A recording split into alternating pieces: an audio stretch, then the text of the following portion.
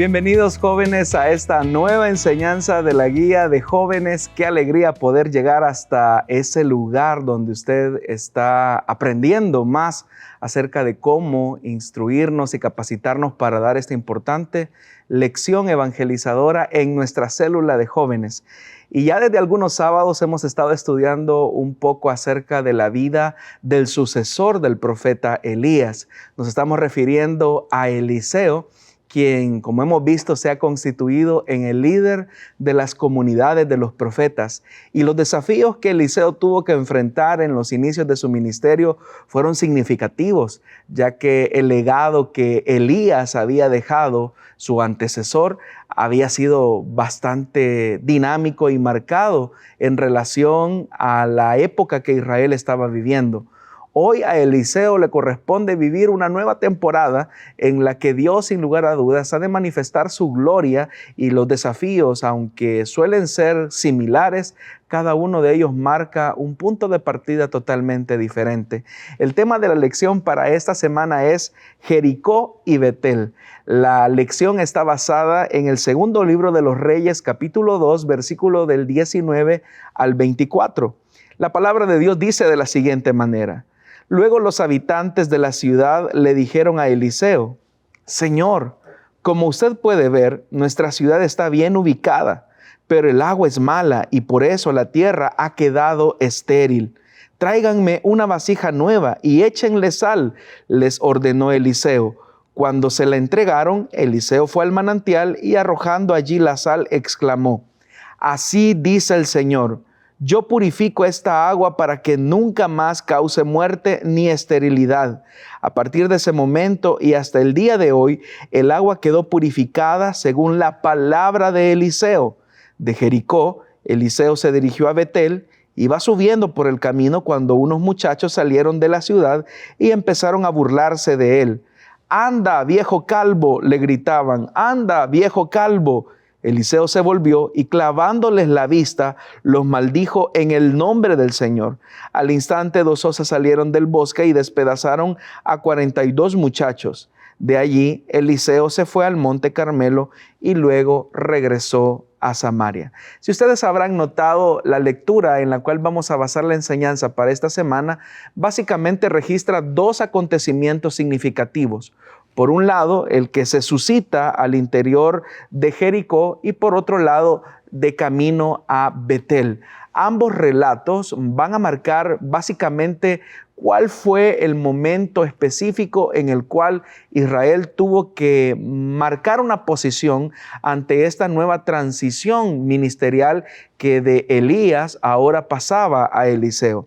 En primer lugar, vamos a notar que cuando Eliseo llega a la región de Jericó, ellos reconocen claramente que la ciudad estaba bien ubicada.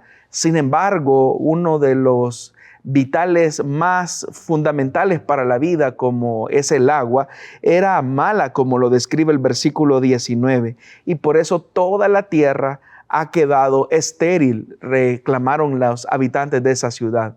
Como podemos notar, entonces, a pesar de que la ciudad tenía todas las condiciones para salir adelante, ellos mismos le están manifestando al profeta Eliseo que sus circunstancias que les rodeaban eran totalmente adversas para la vida. Esto nos coloca a nosotros frente a un momento crucial en la vida de Eliseo, porque es la primera vez en la que los habitantes de Jericó se están acercando al profeta para manifestarle una petición. Sabían ellos ya que el tiempo de Elías había pasado, pero ahora tocaba el momento de Eliseo. Era acá el momento donde Eliseo tenía que claramente evidenciar que auténticamente había sido llamado por Dios y que ahora el respaldo a la palabra de Eliseo iba a ser comprobado por la manifestación sobrenatural de Dios. El primer punto que se menciona en la enseñanza para esta semana es nunca más muerte ni esterilidad. Si algo podríamos describir acerca de la ciudad de Jericó es que básicamente tenía esos dos elementos. La muerte era el resultado de las condiciones adversas que ellos tenían que enfrentar con la insalubridad del agua o la contaminación del agua. Los habitantes de Jericó deciden acudir a Eliseo para presentarle su problema con el agua, el líquido preciado para la vida. Contrario a lo que hizo el rey Ocosías, por ejemplo, en los primeros capítulos, que decidió pedir ayuda no a la persona indicada, pero sin embargo los habitantes de Jericó van hacia la persona correcta. En este caso era Eliseo. Aquí hay un paralelo bastante interesante, porque ustedes recordarán que allá en el Evangelio de Juan, cuando Jesús se encuentra en lo que se conoce como la boda de Caná y se ha presentado una situación un poco incómoda para aquella fiesta de bodas, la madre de Jesús decide acercarse a él porque el vino se ha acabado. Y es ahí donde nosotros podemos notar que María efectivamente va hacia la persona indicada para tratar la manera de resolver ese problema. Lo mismo están haciendo acá los habitantes de Jericó. Ellos están yendo a la persona correcta, en este caso el profeta Eliseo. ¿Cuántas veces nosotros nos hemos encontrado en momentos difíciles en los cuales tenemos que tomar una decisión determinante en la vida o tenemos que resolver un problema difícil para nuestra familia o para nuestra situación económica y tenemos que tomar una decisión importante? Tú como joven vas a enfrentarte a momentos decisivos y coyunturales a lo largo de toda tu vida.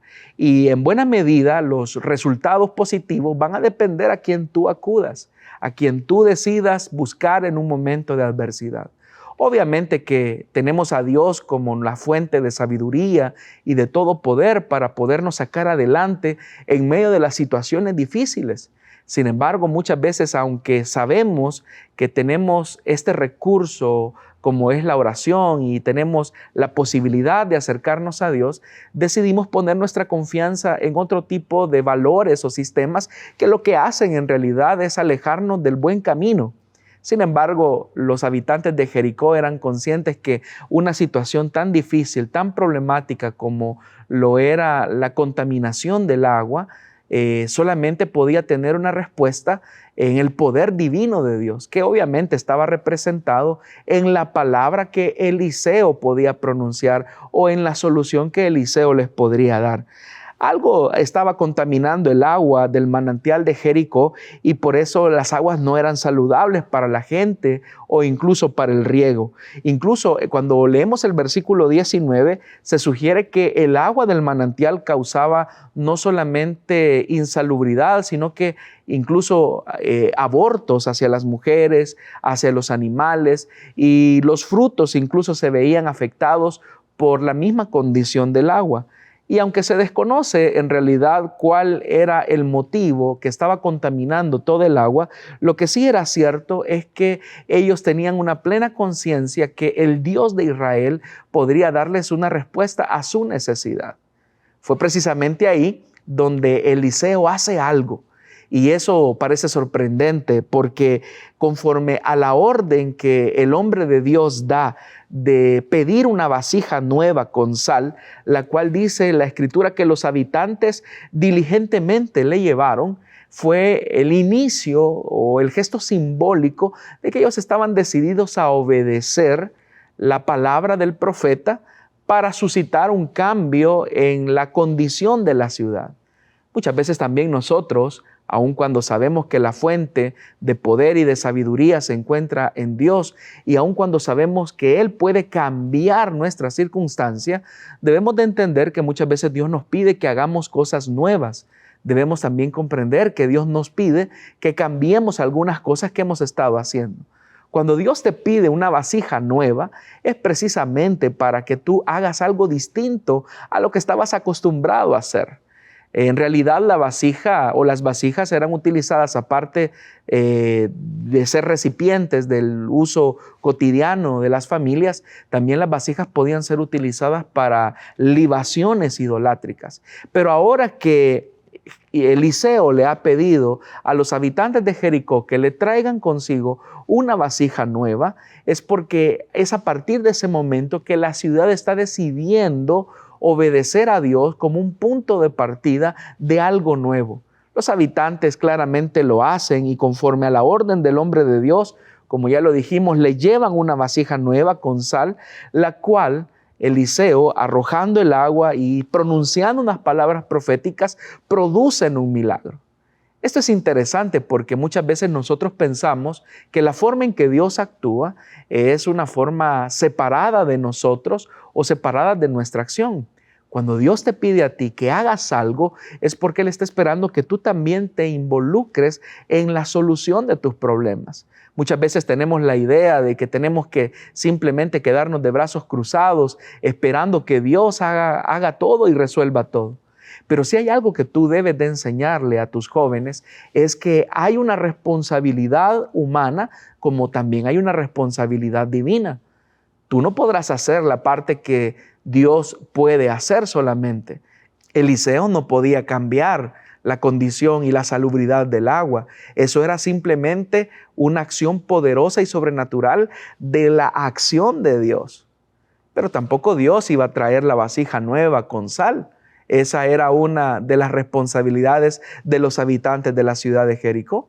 Eso nos deja también a nosotros una importante lección, porque hay cosas que Dios hará que nosotros no podremos hacer, pero hay otras cosas que nosotros debemos hacer y que Dios no hará por nosotros. En la búsqueda de la solución de tus problemas, tú tienes que entender el nivel de papel y protagonismo que Dios te ha delegado a ti. Muchas veces Dios te está pidiendo que hagas algo para resolver un problema. Dios no lo hará todo. Dios te podrá proveer de su sabiduría, Dios te podrá proveer de los recursos y de los medios, pero la obediencia y el reconocimiento a la palabra de Dios corre por cuenta tuya. Como sabemos, todo resultado de obediencia siempre traerá la honra de Dios y por eso es que a partir del suceso cuando Eliseo toma la vasija y vierte sobre el manantial la sal, las aguas fueron purificadas. De manera que Eliseo, pues obviamente se convirtió en una persona referente para la comunidad que vieron en él efectivamente Dios está respaldando esta nueva etapa en el profetismo de Israel. Cuando acá se habla curiosamente de que la vasija era nueva, precisamente habla de un punto de partida, de una nueva historia que comienza en la vida de Israel. Qué bendición por los habitantes de Jericó que supieron reconocer con respeto al hombre de Dios y obedecieron la palabra que Dios les enviaba por medio del profeta. Pero esa es la primera parte de la historia, porque la enseñanza de esta semana incluye una segunda parte que no es tan buena. Y es que dice la Escritura que cuando Eliseo iba subiendo, sale de Jericó y se dirige hacia Betel, dice que al subir hacia Betel desde Jericó, algunos muchachos que más o menos andaban quizás entre los 15 a 20 años, comenzaron a gritarle a Eliseo, profiriendo una serie de insultos que denigraban el ministerio del profeta. Ustedes lo pudieron ver. Ellos comenzaban a decir, sube viejo calvo, sube viejo calvo. Eran 42 muchachos que habían sido responsables de un irrespeto hacia el hombre de Dios. La Biblia dice que cuando eso ocurrió, el profeta Eliseo los volvió a ver porque no era una actuación correcta o un recibimiento correcto a lo que Eliseo representaba. Y como ustedes lo pueden ver incluso en el versículo 24, dice que Eliseo se volvió y clavándoles la vista los maldijo en el nombre del Señor. Es importante que entendamos por qué Eliseo responde de esta manera. Porque que estos muchachos estuvieran maldiciendo al profeta o insultando al profeta obedecía al mal ejemplo que sus padres le habían dado. Es decir, que cuando ellos comienzan a decirle, sube viejo calvo, están tratando la manera de mofarse del profeta al punto de decirle, bueno, si tú eres el sucesor de Elías, vamos a ver si también Dios a ti te sube o te eleva como lo hizo con tu antecesor. Están tratando la manera de mofarse de este proceso de transición que se había dado de Elías a Eliseo. Muchas veces también nosotros podemos notar que las nuevas generaciones responden con mucha malcriadeza por los malos ejemplos de sus padres. Hay que recordar que Israel estaba sumido totalmente en la idolatría, y el que ahora estos muchachos estuviesen faltándole el respeto a la dignidad del profeta era el resultado de que sus padres les habían enseñado a tener desprecio a los hombres de Dios, como en este caso era Eliseo. Lamentablemente, Eliseo tiene que responder de una manera severa, precisamente porque Eliseo representaba la palabra de Dios. Y digo que era lamentable no tanto por el profeta, sino que era lamentable por estos muchachos, porque al despreciar la palabra de Dios, ellos cosecharon sus insultos con la muerte. Es decir, que al irrespetar al hombre de Dios, al maldecir al nombre de Dios, ellos estaban vituperando el nombre de Dios. Ellos estaban faltándole el respeto al honor de Dios. Y eso no podía quedar así. De tal forma que cuando Eliseo toma la posición de clavarles la mirada y decirles que los maldijo en el nombre del Señor, la Escritura dice que al instante, es decir, a la palabra del profeta, 2 osas salieron del bosque y despedazaron a 42 muchachos.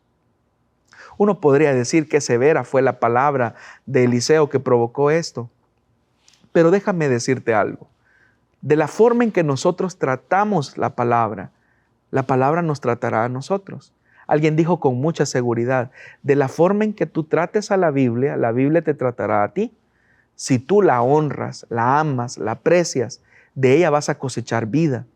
Pero si tú la desprecias, la denigras y la ves como algo secundario, también esa Biblia explica claramente que vas a recibir la muerte. Es acá entonces donde vemos 2 importantes contrastes.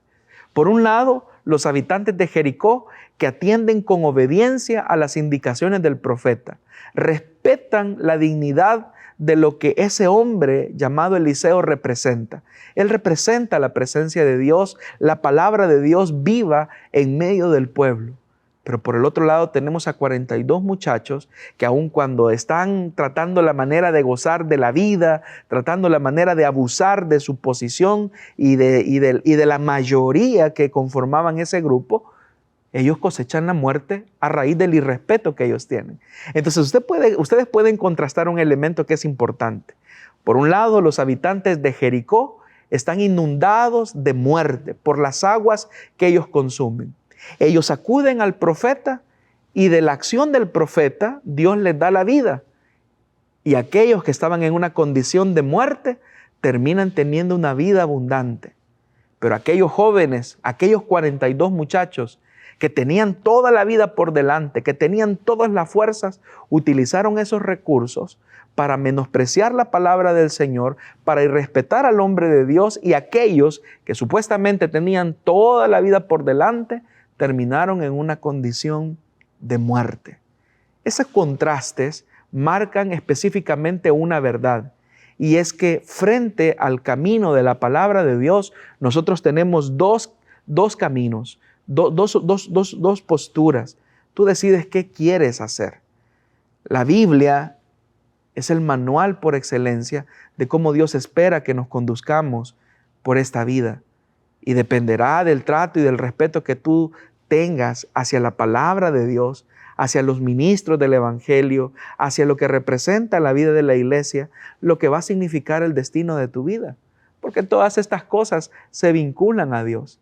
Tal vez tú habrás escuchado compañeros en la universidad, o tal vez los jóvenes de tu célula están acostumbrados a escuchar comentarios que ridiculizan el Evangelio, maldicen el nombre de Dios, incluso se vuelven algunos hasta profanos con las cosas sagradas, con las cosas espirituales. Quizás hasta se hacen chistes vulgares de los hombres de Dios. Hay un irrespeto hacia las cosas espirituales.